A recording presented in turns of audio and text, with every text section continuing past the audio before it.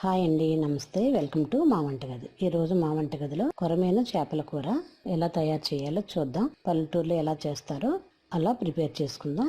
శుభ్రం చేసి నీట్గా కడిగిన కొరమేను ముక్కలు, వీటిలో 2 టీ స్పూన్ల కారం,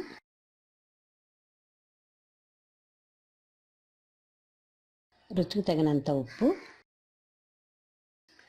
1/2 టీ స్పూన్ పసుపు, కట్ చేసిన ఉల్లి, పచ్చిమిర్చి, కరివేపాకు కూడా వేద్దాం.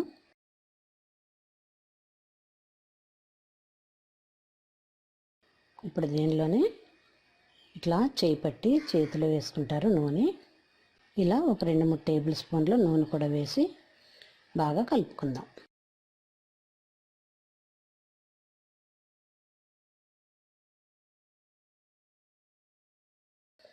ఇది ముందుగా నానబెట్టి రసం తీసింది. ఇప్పుడు దీనిలోనే ముందుగా నానబెట్టి రసం తీసుకున్న చింతపండు రసం వేద్దాం.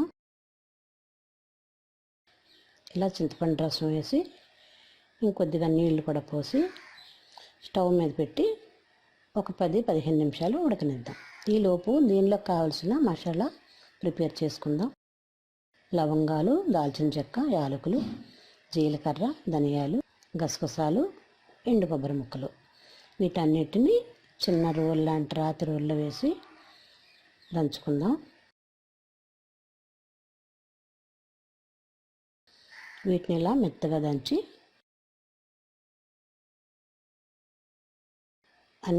ఇవన్నీ పొడైన తర్వాత ఇప్పుడు దీంట్లో కొబ్బరి ముక్కలు కూడా వేసి బాగా దంచి రెడీ అయిన మసాలాని ఒక ప్లేట్లో తీసుకుందాం.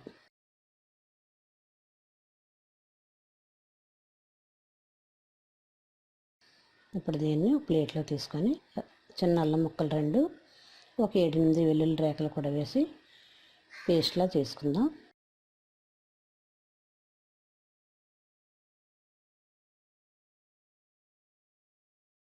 దీన్ని కూడా ముందుగా ప్రిపేర్ చేసి మసాలా వేసుకున్న ప్లేట్లో వేసుకుందాం. ఇప్పుడు కూర ఎంతవరకు వచ్చిందో చూద్దాం. కూర చక్కగా ఉడుకుతుంది కదా. ఇప్పుడు ఇలా ఉడికే టైంలోనే మనం దంచి ఉంచుకొని అల్లం వెల్లుల్లి పేస్ట్ వేసి మరొక 5 నిమిషాలు ఉడకనిద్దాం.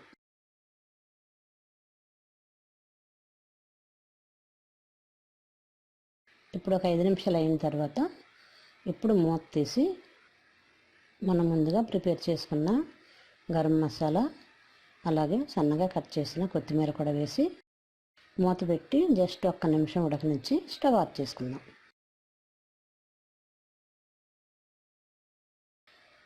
మా వంటగదిలో ఎంతో సింపుల్గా చేసుకుని పల్లెటూరు స్టైల్లో కొరమేను చేపల కూర రెడీ.